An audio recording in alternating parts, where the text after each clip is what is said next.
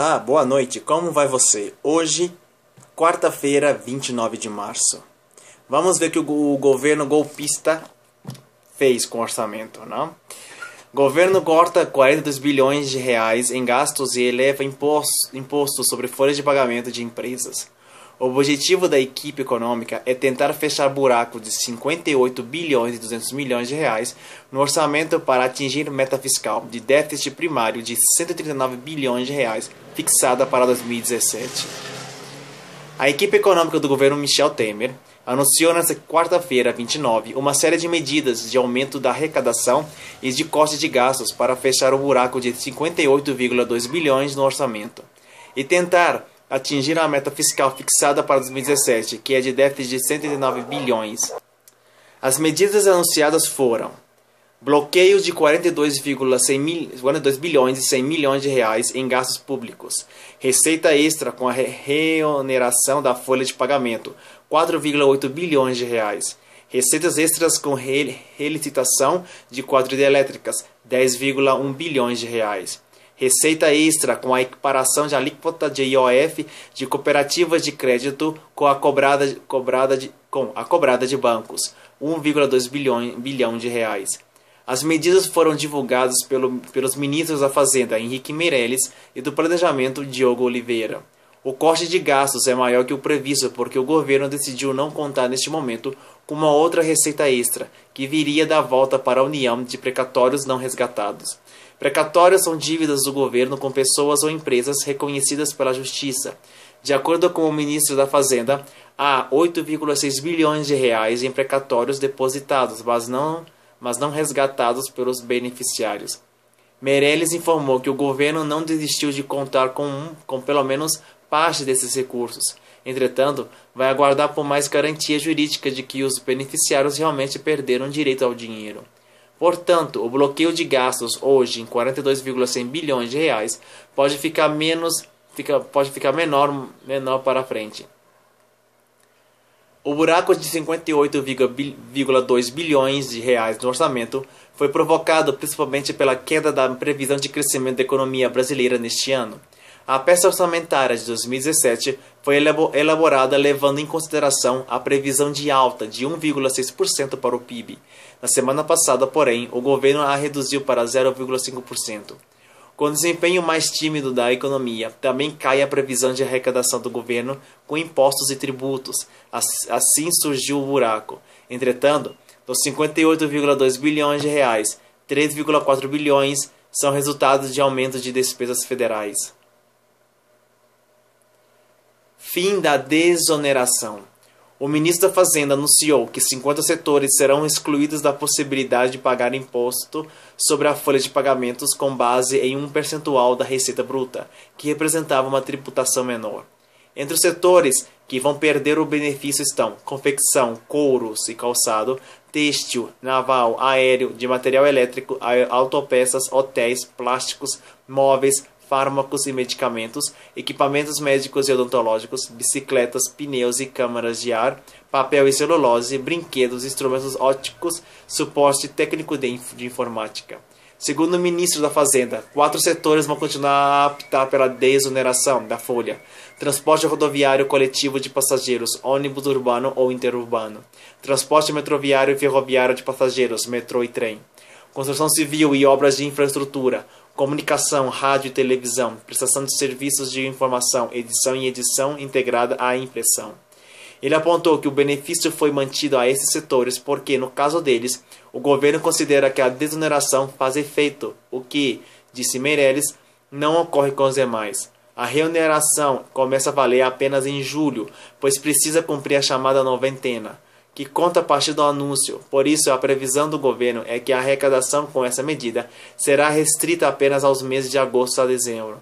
Apesar de ter eliminado a possibilidade de a maior parte dos recursos da economia poder contar com tributação menor na folha de pagamentos, o ministro Meirelles não considerou que houve aumento de impostos. Essa medida não é considerada de fato um aumento de impostos. É a eliminação de uma opção adotada pelo governo anterior e que não funcionou. Não é um aumento de impostos, disse a jornalistas. A desoneração da folha de pagamento começou em agosto de 2011 em um pacote de bondades lançado pela então presidente Dilma Rousseff. O objetivo era estimular a geração de empregos no país e melhorar a competitividade das empresas brasileiras. Entre 2012 e 2016, a renúncia fiscal com a desoneração foi de 77,9 bilhões de reais. Segundo dados da Receita Federal, atualmente cerca de 40 mil empresas de mais de 50 setores da economia se beneficiam do programa. Cortes de gastos. O bloqueio inicial de 42,1 bilhões de reais no orçamento deste ano, anunciado nesta quarta-feira pelo governo, é maior do que o efetuado em 2016, quando somou 23,2 bilhões de reais em um primeiro momento. Depois o valor foi ampliado. Entretanto, ficou abaixo do corte de gastos anunciado em 2015, de 66,9 bilhões de reais, o maior da história. O governo informou que o bloqueio total de 42,1 bilhões de reais será dividido em corte de gastos dos ministérios, 20,1 bilhões de reais. Programa de aceleração de crescimento, PAC, 10,5 bilhões de reais.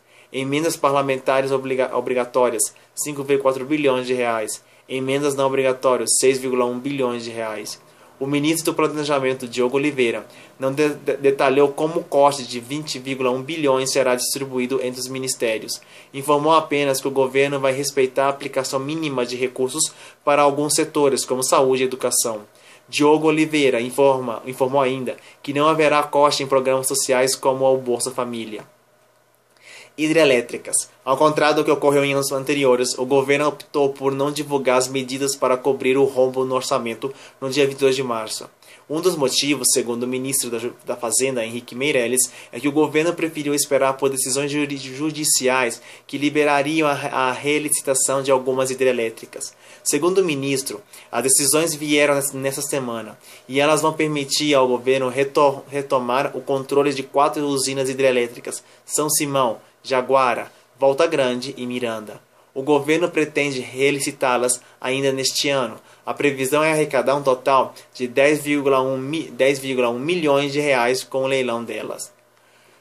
Bom, que era de esperar que o governo fosse fazer um corte no orçamento, já que a economia ainda está patinando, a previsão de aumento do PIB de 1,5 não vai ser possível este ano 2017, então era de se esperar. Ainda aqui pelo menos não avisou, não foi noticiado se vai ter aumento de impostos, né?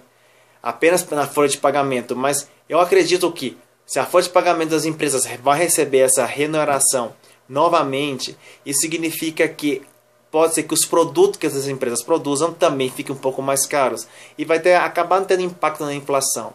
E outra vez a economia vai continuar patinando até ela começar a sair do buraco.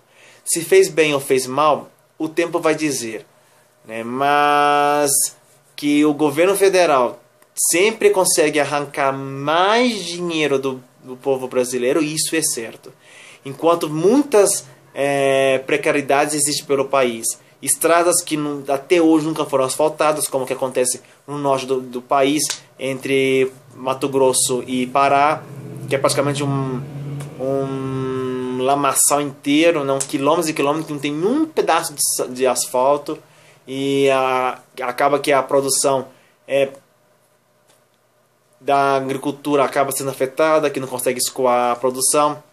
Escolas que precisam de melhorias, hospitais que estão abarrotados de pessoas, sem contar os outros problemas que tem o país, não? Então, vamos ver o que vai acontecer com o país e se esse corte no orçamento vai ajudar a alavancar, não, a economia brasileira, que está sofrendo já tem uns 2, 3 anos com queda do PIB. Tomara que eles tenham acertado nesse corte do orçamento e vamos esperar para ver o que vai acontecer. Muito obrigado por assistir meu novo vídeo. Se você quer aprender português brasileiro ou falar comigo em português brasileiro, pode vir aqui à classe particular de idiomas. Ou podemos ter aula em qualquer parte do mundo pelo Skype.